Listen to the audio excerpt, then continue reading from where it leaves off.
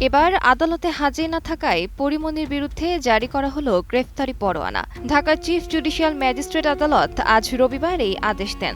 একা পরীমনি নন, তার পোশাক শিল্পী জিমির বিরুদ্ধেও গ্রেফতারি পরোয়ানা জারি করা হয়েছে।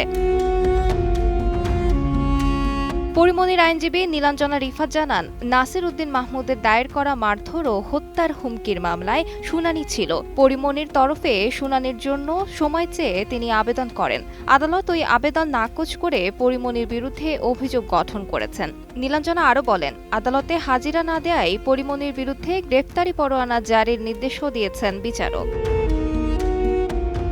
2022 সালের 18 জুলাই ঢাকা আদালতে পরীমনির বিরুদ্ধে মামলা করেন উত্তরা ক্লাব লিমিটেডের সাবেক সভাপতি Nasir Uddin Mahmud.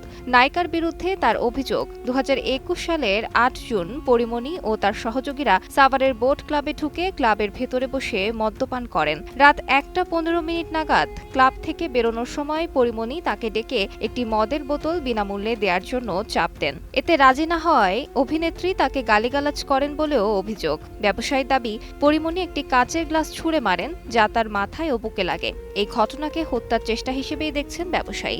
New Sunsilk black shine, নজর কাড়া শাইন চুলের নাম্বার 1 চয়েস। বছর কয়েক আগে মাদক মামলায় প্রায় 27 দিন কারাগারে কাটাতে হয়েছিল জনপ্রিয় অভিনেত্রী পরীমনিকে। এবার ফের আইনি ঝামেলায় জড়ালেন পরী। আলিশা ইসলাম, সময় সংবাদ।